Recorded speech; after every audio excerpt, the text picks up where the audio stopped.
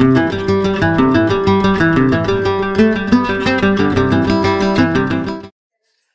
Hello नमस्कार, मी पिनाक स्वागत करतो तुमचं या सिरीजच्या एका नवीन व्हिडिओमध्ये। तर आपल्या सगळ्यांनाच लहानपणापासून गोष्टी ऐकायला प्रचंड आवडतं, यात काही शंकाच नाही। आणि त्यात जर घरी सणवार आले तर मग झालंच, आजीच्या दिवसभर मागे लागायचं की या सणाची कथा सांगना आणि आजीला पार भंडावून सोडायचं। आणि मग आजीने एकदा हो म्हटलं की आजी समोर मस्त मांडी ठोकून बसायचं किंवा आजीच्या मांडीवर डोकं ठेवून मस्त लोळत गोष्ट ऐकायची। तर एकंदरीत हा सगळा फापट पसारा सांगण्याचा माझा हेतू असा आहे की आपण मागच्या व्हिडिओमध्ये जर तुम्ही बघितलं असेल तर आपण मुर्डेश्वराला भेट दिली होती। तर त्यात ऍक्च्युली मी मुद्दामून एक प्लेस ऍड करायची ठेवली होती बाजूला, ती म्हणजे शंकराची जी मोठी मूर्ती आहे त्याखाली एक गुहा आहे आणि त्या गुहेमध्ये मुर्डेश्वराच्या आत्मलिंगाविषयीची हिस्ट्री आहे किंवा त्याची जी कथा आहे ती सगळी रेखाटलेली आहे। तर तेव्हा माझ्या डोक्यात एक विचार आला की ह्याच्यावर एक वेगळा व्हिडिओ बनवू। म्हणजे मुर्डेश्वरचा व्हिडिओ जर तुम्ही नसेल बघितला तर वरती आय बटनवर क्लिक करून तुम्ही नक्की बघू शकता। तर तुम्हाला माहिती असेलच की मुर्डेश्वर हे एक आत्मलिंग आहे आणि त्यामागे एक धार्मिक म्हणा किंवा पौराणिक म्हणा अशी एक कथा आहे। तर ती कथा तुम्ही या व्हिडिओमध्ये सविस्तर तुम्हाला सांगणार आहे। तर ती कथा अशी, तर ही गोष्ट आहे त्रेतायुगामध्ये, म्हणजे अर्थातच रामायणाच्या काळातली।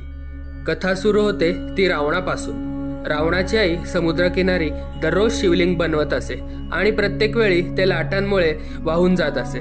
असं दररोज चालायचं आणि रावणही हे दररोज बघत असायचा।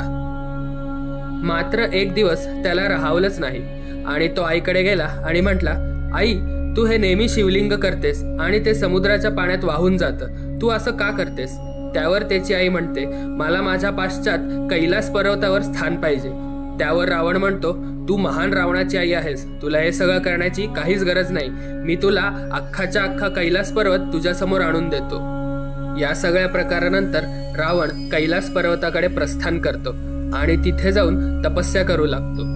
पौराणिक कथा आणि नारद मुनी नाही असं होऊच शकत नाही, त्यामुळे नारद मुनी ते पाहून खूप चिंताग्रस्त होतात आणि थेट विष्णुदेवाला भेट देतात आणि त्यांना म्हणतात, नारायण नारायण स्वामी, रावण कैलास पर्वतावर घोर तपस्या करायला बसला आहे आणि ती जर सफल झाली तर खूप मोठं संकट ओढवेल, कृपया आपण यातून काहीतरी मार्ग काढावा।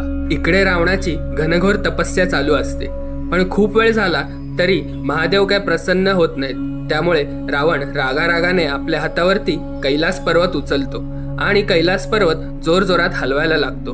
त्यावर घाबरून माता पार्वती श्री शंकरांना विचारतात की आज कैलास पर्वताला असे काय झाले आहे? त्यावर शिवजी म्हणतात की माझा भक्त हा माझी तपस्या करतो आहे आणि मी प्रसन्न न झाल्यामुळे त्याला क्रोध अनावर होऊन तो हे कृत्य करत आहे। त्यावेळी माता पार्वती म्हणतात की कृपया हे सर्व तुम्ही थांबवा, अन्यथा अनर्थ घडेल। तेव्हा शिवजी आपल्या पायाचा अंगठा ठेवून कैलास पर्वताला पूर्वस्थितीत आणतात। शेवटी शंकर भगवान रावणावरती प्रसन्न होतात आणि पार्वती समवेतच रावणासमोर जातात, पण शिवजींच्या मायेमुळे रावण कैलास पर्वत मागायचा विसरून जातो आणि माता पार्वतीवरती मोहित होतो आणि भगवान शंकराकडे पार्वतीलाच मागतो। शंकर भगवानही पार्वती देण्यास तयार होतात, परंतु त्याला एक अट घालतात। ती अट अशी की तू रावणाला सांगतात तू पुढे पुढे चालत राहायचं आणि पार्वती तुझ्या मागे मागे येईल आणि तू लंकेपर्यंत जाईपर्यंत मागे वळून पाहायचं नाही, आणि जर तू मागे वळून पाहिलं तर पार्वतीची त्याच ठिकाणी स्थापना होईल।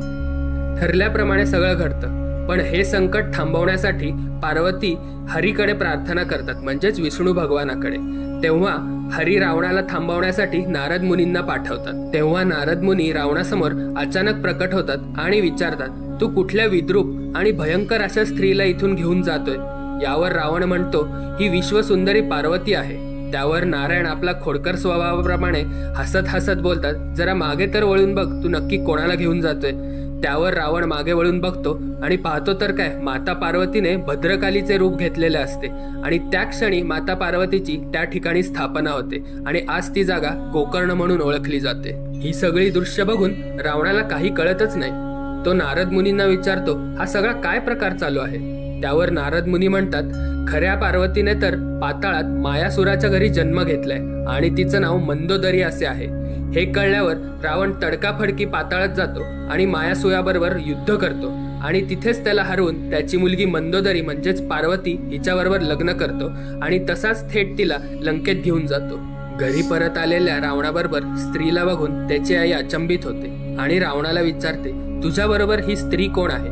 त्यावर रावण सगळी कथा सांगतो आणि म्हणतो, हिला लग्न करून घेऊन आलो आहे.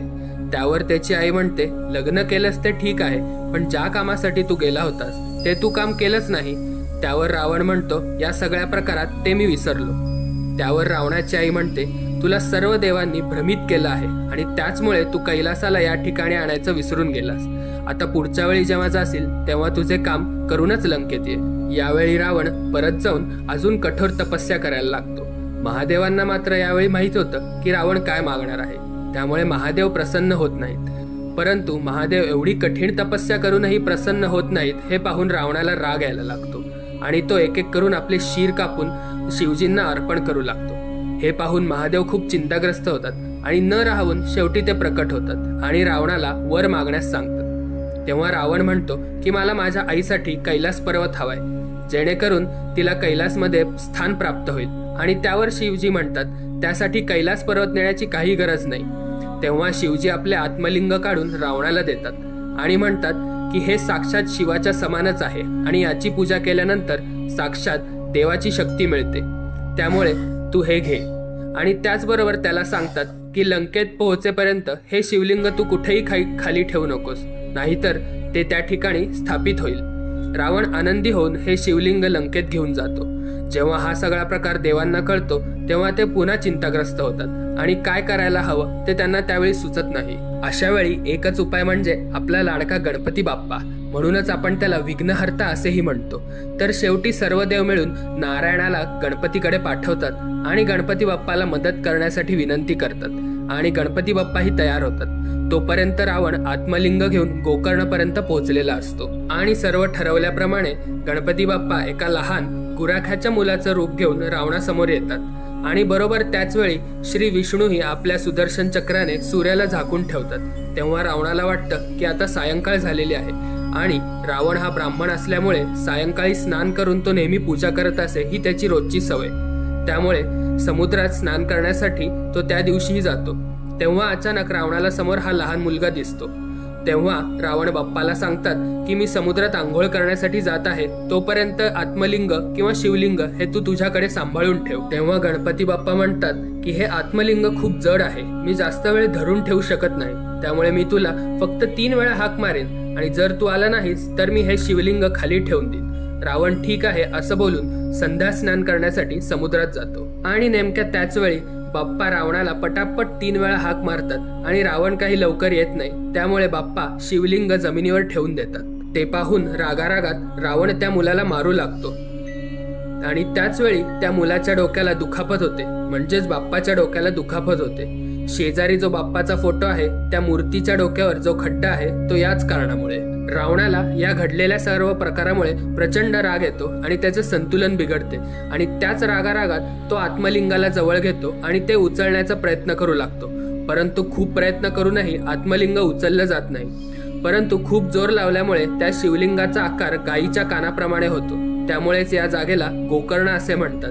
गो म्हणजे गाय आणि कर्ण म्हणजे कान. रावणाने खूप शक्ती लावून सुद्धा हे लिंग उचलले गेले नाही, म्हणून या लिंगाला महाबळेश्वर गोकर्ण सुद्धा म्हटलं जातं. रावणाला ते आत्मलिंग काढता येत नाही, म्हणून रावण ते आत्मलिंग अस्ताव्यस्त करू लागतो आणि याचमुळे आत्मलिंगाचे काही भाग होतात आणि हे भाग वेगवेगळ्या जागी जाऊन पडतात आणि एकूण 5 वेगवेगळी लिंग प्रस्थापित होतात. पहिलं म्हणजे गोकर्ण महाबळेश्वर मुख्य लिंग, दुसरं म्हणजे सज्जेश्वर स्थान, तिसरं म्हणजे घारेश्वर, चौथं म्हणजे गोमुयांतेश्वर आणि 5वं ते मुरुडेश्वर. आणि शेवटी सर्व देवता पार्वती महादेव या जागी येतात आणि या भागांना पंचम क्षेत्र असं बोलले जाते. या ठिकाणीच शिवजींचं वास्तव्य आहे, त्यामुळे याला पुराणात असे सांगितलेले आहे की माणसाने एकदा तरी गोकर्ण महाबळेश्वरला भेट द्यायलाच हवी.